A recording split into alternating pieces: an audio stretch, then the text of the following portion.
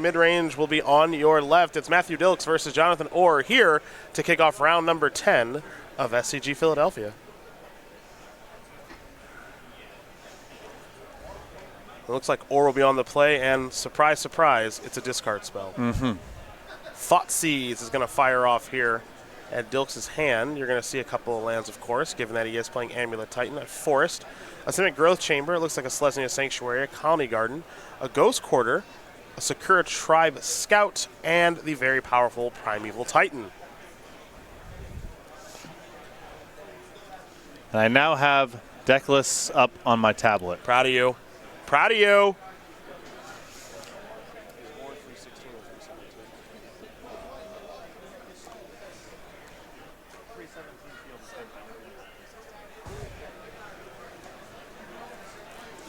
And the selection, unsurprisingly, is going to be Primeval Titan. That will go away. Dilks with a Forest. There's the Tribe Scout. And we'll keep this show rolling.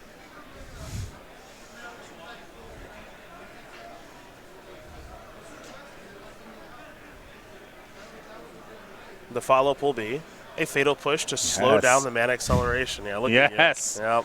These exchanges. It's all about that contextual card advantage. Right. As you mentioned.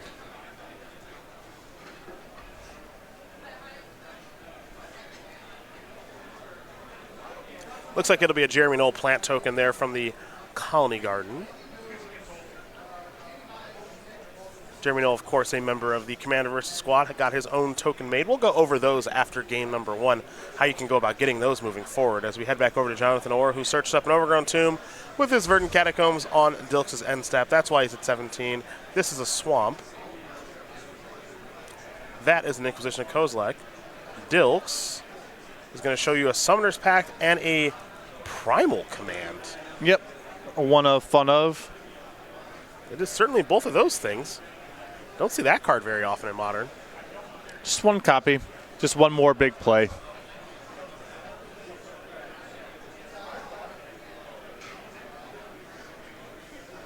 And now the card advantage starts to roll. Yes, Dark Confidant has arrived. Primeval Titan the draw there for Dilks. So the problem here for Matthew, for lack of a better term, is just the lack of mana acceleration at this stage. I would not have been surprised if last turn, had he got to actually keep the Summoner's Pact, he would have packed it for Azusa, played a couple lands, and get rolling that way. Big reveal there for Orr in Field of Ruin. Not a bad reveal. If Dilks is without acceleration, any way to cheat multiple lands onto the battlefield in the same turn, using those on the 2-mana lands really sets his development back. And if Orr doesn't find a discard spell, the way that he's going to have to fight through Primal Command and Primeval Titan and such is just with keeping Dilks off of the requisite mana. There is the Field of Ruin activation, so Selesnya Sanctuary will be blown up. Dilks will search up a basic Forest, or will search up a basic Swamp. And one thing that Dilks' deck does not do well is get Dark Confidant off of the battlefield, so that card advantage engine is going to be hanging out there for what appears to be a little while. Yeah, I mean, this is about how you would draw it up from Orr's side. You have a discard spell to take something critical. You have a removal spell that interacts with Dilks' form of acceleration. And now you have card advantage plus pressure plus ways of breaking up mana. The exact mixture of stuff that Orr would want in this matchup. Tarmogoyf is here now. It's a 4-5. So the ability to close the game out pretty quickly has now shown up. Colony Garden will be back. Here's another plant token. Pass the turn back. Will Dilks over to Orr. Blossoming Marsh is the reveal. Don't even try. All the green-black dual lands look identical. Do not bother trying to call them out by name. Fine. Just say a bayou. It's actually Blooming Marsh. Yeah. Don't even try. Don't even try. There's no point. Kalidas Trader Agat. I can get that one right. That's for sure. That has arrived now. Green, black, green, black. Can easily play a third color. Don't need no. No. Then you lose access to Field of Ruin. You may have to cut, let's say, the second Treetop Village. That's a non-starter. Yeah. Simic Growth Chamber is down. Ooh.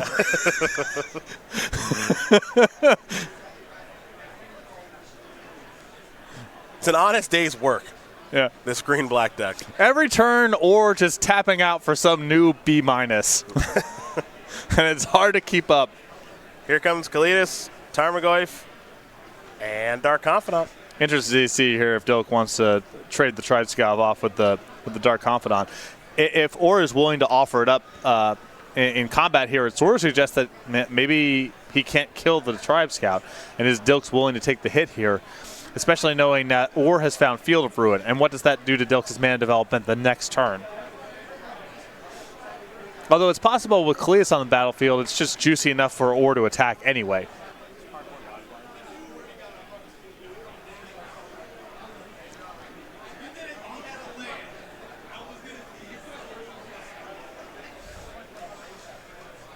Oh, there's some thinking to be done here. Looks like Dilks is just going to take it all. There's that Field of Ruin again. Don't stop. Don't stop. Bang! Don't worry.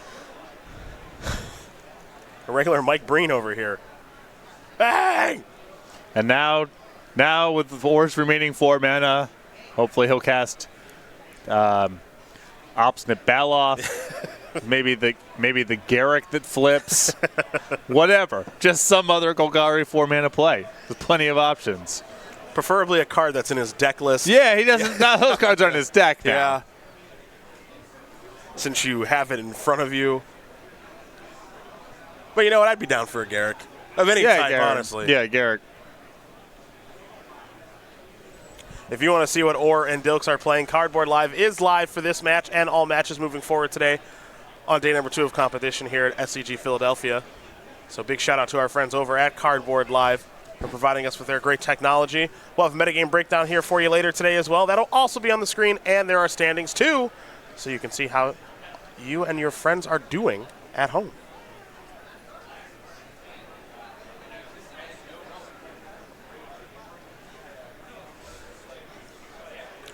Well, Dilks does have an active Secure Tribe Scout, so that's a thing. Well, not active just yet. Well, there's an Assassin's Trophy, so never mind. And you can see the hesitation there from Orr's side. I mean, you don't want to kill something that innocuous, and if it's a mana accelerator, you're kind of giving Dilks some mana to work with anyway.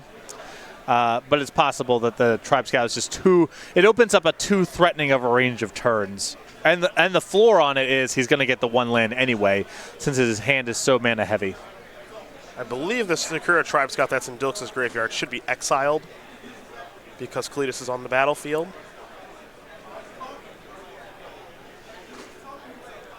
Correct. Nailed it.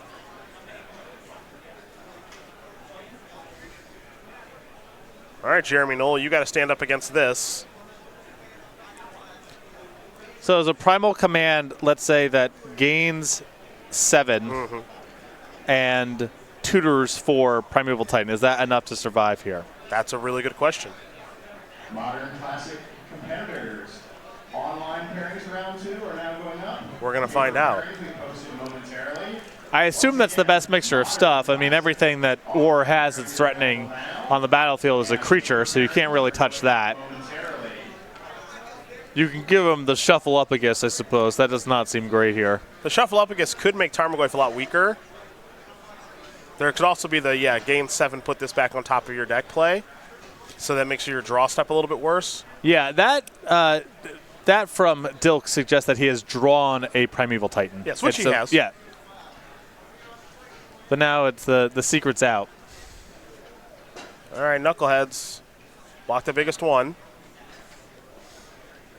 I presume you're blocking the biggest one this turn. There's no guarantee. Yeah, block a Tarmogoyf, take 3. It's 8. All right, so sack the zombie, make Kalidas bigger, take 3, 4, 5, 6, 7. Yeah, and by growing the Kalidas here, Orr is trying to buff up his life total such that the Primeval Titan can't kill him in 1 hit, and also that the Kalidas the following turn could brawl with one that is on defense. Well. And all this, Dilks still needs a land that enters the battlefield untapped. Yeah, which is a very real thing. No guarantee that he has that. his hand was very heavy on the 2-mana lands when we saw from earlier discard spells, and he hasn't had too many opportunities to play them thus far. So it's possible he doesn't even have land number 6. Oh, Ghost Quarters here. Okay. There's Primeval Titan. I imagine Kabir Crossroads is part of the equation. It wouldn't surprise me if it's Crossroads Vesuva here, Vesuva copying Colony Garden. Get another chump blocker. Yep. I like to try to get in the mind of these Amulet Titan players in case one day I actually play this deck. So Dilks is going to gain 2 life and get another chump blocker. This is obviously in an effort to just stay alive. Reveal Liliana the Last Hope. That takes care of the plant token. That's 1 chump blocker down. And can he survive? I don't think he can survive losing the blocker to Liliana and then just activating Treetop Village and sending everything. I don't think so either. I think that gets 9. Because the Goyf is quite large at this point. If the Primeval Titan blocks the Cletus, you have Tarmogoyf plus Dark Confidant plus Treetop Village coming across. And if the Tarmogoyf's at least 4, I have to imagine it is, that's 9 points of damage. Yep, and you see Joanathan Orr is doing the math right now. Tarmogoyf is a 4/5 at this stage of things. There's Liliana. Plus there to take care of the plant token. Fire up the old Treetop Village. Everybody coming in. Green-black! Is there something that Joanathan Orr has not accounted for? The answer is no. And Golgari mid-range up in game here over Matthew Dilks playing Amulet Titan. Every turn was the perfect mediocre turn. Yes. Beautiful. Field of Ruin did a lot of work in that game, along with Orr's ability to keep Dilks from ever getting any sort of acceleration going. Field of Ruin looked nice. It did very look nice.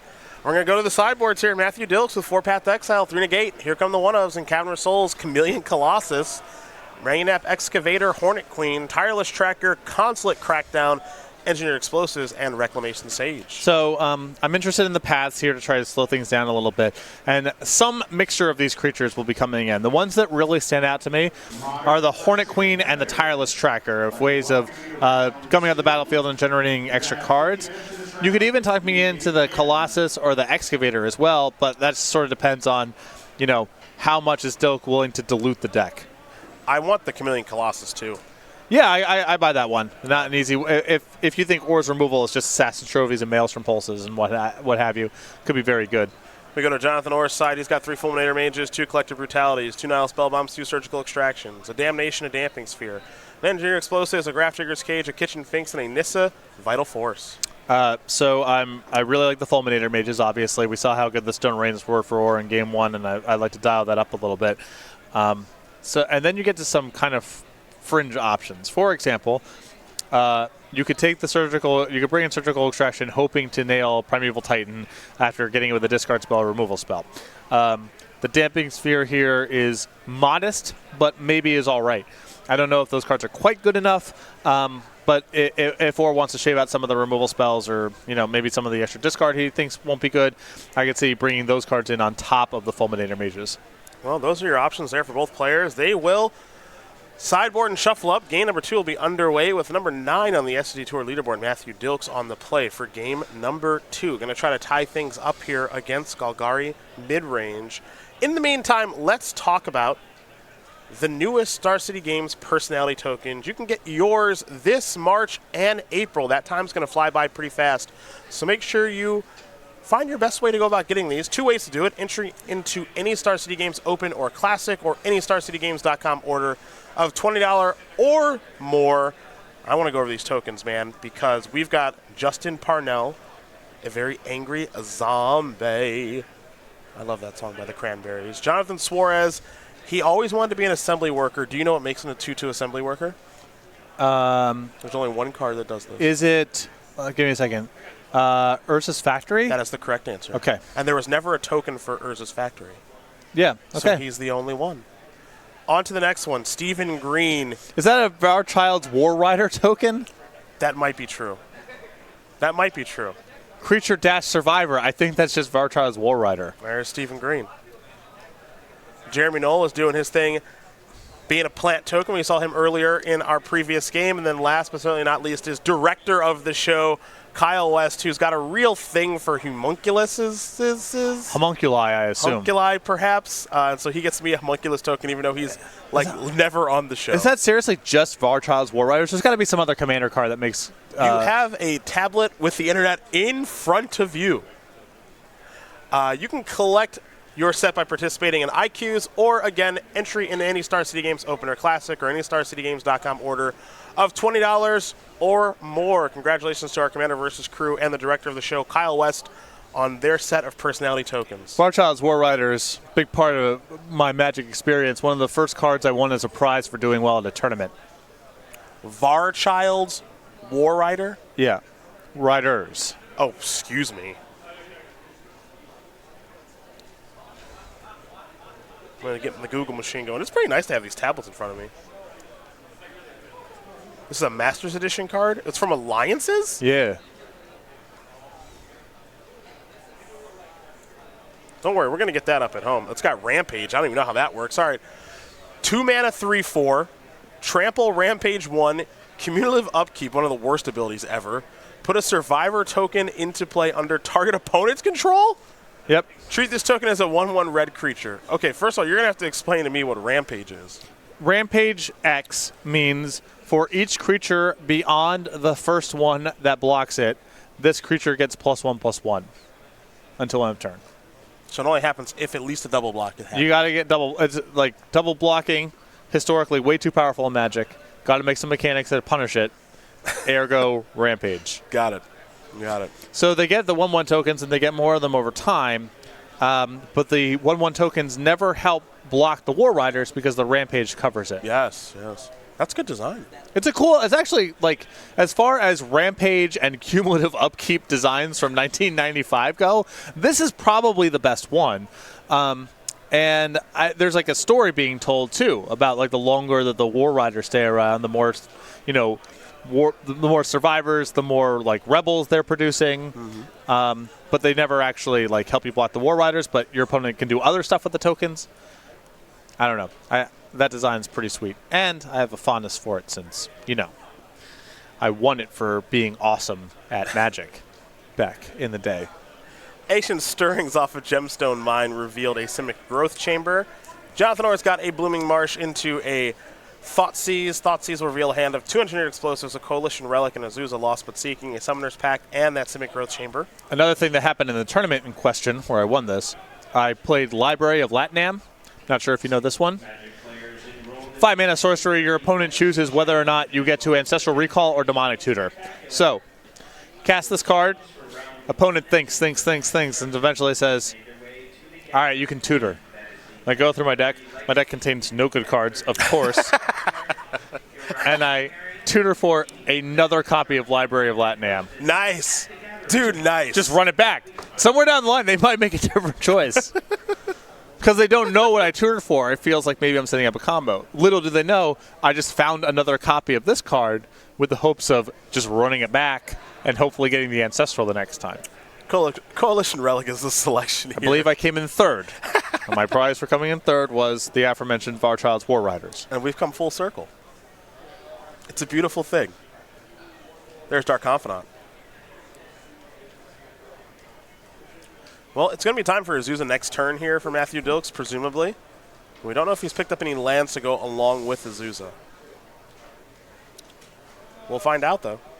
There is Azusa. I can't imagine Dilks would be willing to risk the Azusa here if he didn't have at least one thing to follow up with. Looks like Gemstone Mine's going to float a little bit. Now here's the Stirrings.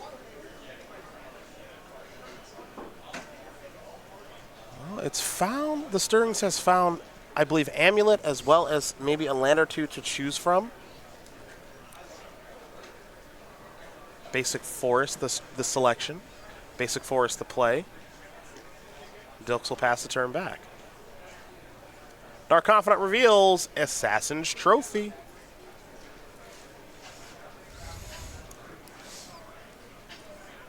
Or falls down to 15.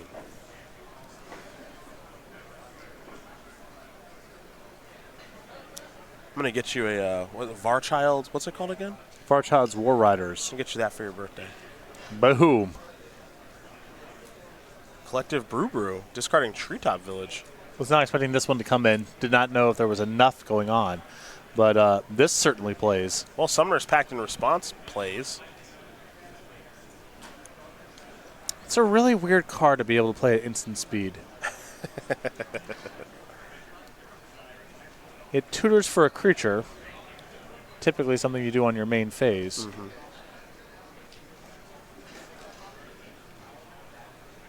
You thinking maybe it should be a source free? Well, I guess the other packs in the cycle are... They're all instants. So might as well make that one an instant. But the other packs actually have gameplay reasons to be instants. This one just feels like nonsense. But whatever. It's from Future Sight. No rules apply. That's true. Well, gonna pay the pact now, will Dilks, setting up ideally a Primeval Titan next turn. There's Slayer's Stronghold, pass the turn back. 6 mana is here. Can Or find a Thoughtseize or Field of Ruin? Dark Confidant's going to sneak on in for 2 points of damage. Dilks going to fall down to 16. That's an Overgrown Tomb. That's a Fulminator Mage. That's better than Field of Ruin. Yes, it is. Back to Dilks we go. Green, black, green, black. Might be time to maybe cash in that Engineer Explosives on this this Dark Confidant before it really starts to run away with this game. Yep. Although the problem there is, do you risk needing to use your Gemstone Mine a third time before being able to get to Primeval Titan and then being down that mana? But I agree, you probably just can't play a long game against the Confidant. Too many good cards for Or to draw. Yep. Like that one. Liliana. Green, black, green, black, green, black. Dilks is thinking about what to discard. Or is very ready. Or is going to discard. Looks like maybe Path. He's going to discard a Fatal Push, where Dilks is going to discard a Sorry, Path. Dilks is discarding a path. Yeah. It's just a green-black clinic these last 2 rounds.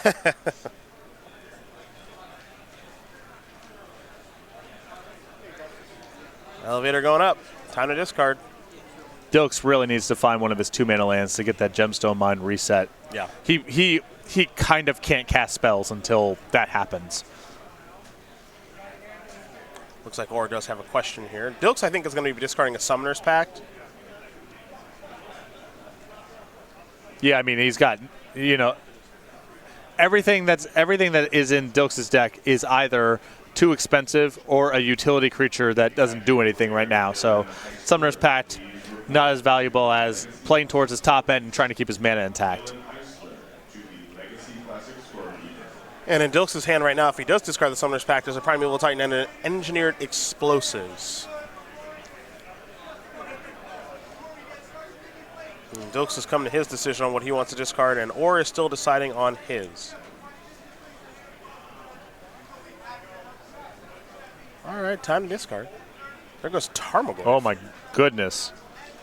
I mean, I guess he knows about the other explosives, and that makes some sense. Because if the Confidant 6, great, and if Dilks is willing to lose the Gemstone Mine here to interact with the Dark Confidant, you don't want to have a second 2 left over. That's just playing right into the jaws of the explosives. And this Confidant might be threatening enough that Dilks may have to pull the trigger on the explosives right now, even at the expense of his Gemstone Mine.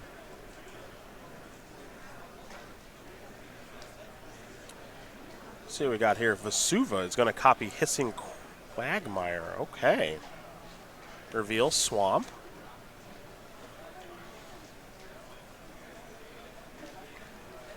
And now draw a card. Elevator going up on the Liliana. Swamp the discard, Engineer Explosive the discard there for Dilks. Dilks left with, I believe, just Primeval Titan in hand now, hoping to draw an untapped land. Dark Confidant's going to come on into the red zone. Dilks is going to fall down to 14. Although with the setup that Or has here, it's not like Primeval Titan's game over. No, far from it. Oh. Yep, there's Fulminator Mage. Taking care of the Vesuva.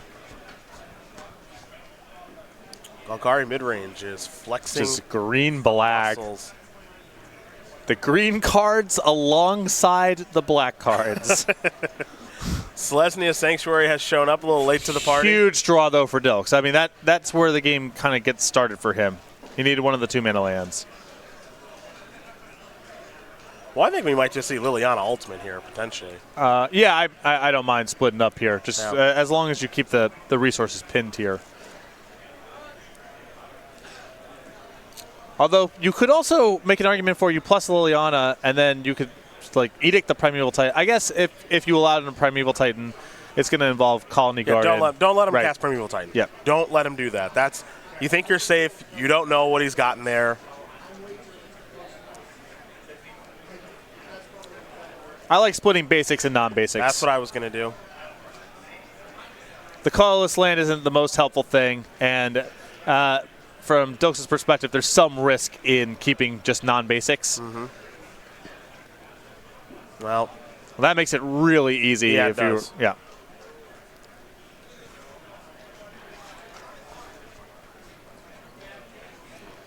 Golgari midrange is going to be on the top of the standings after 10 rounds, folks.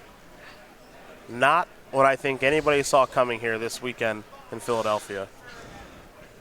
And Dilks has gotten just ripped to shreds in these games. Mm-hmm. There's Boros Garrison.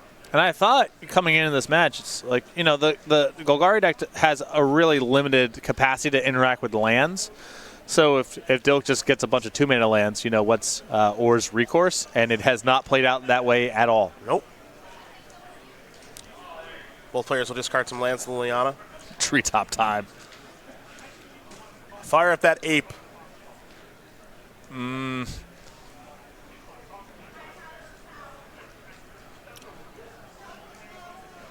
for 5. Dilks will fall down to 7.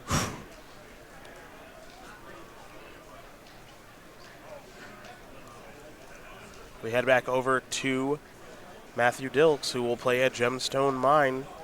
3 mining counters past the turn back. Or we'll sacrifice a fetch land. I'm trying to think of what the best draw Dilks has in the spot like this. I certainly don't know what it is. I'm sure he does, which is why he continues to play on. Well, he's going to lose the last card of in his hand here in a moment. I guess that would leave him drawing to Primal Command. Perhaps. It's the best thing he can do for 5. Inquisition of Kozilek. And draw a card here. Plus, both players will discard. Fire up the Treetop Village. In for 5. Again, Dilks falls down to 2. Dilks will draw a Coalition Relic and concede the game. Joanathan Orr going to win this game and match here over Matthew Dilks. 2-0. Golgari midrange takes care of Amulet Titan.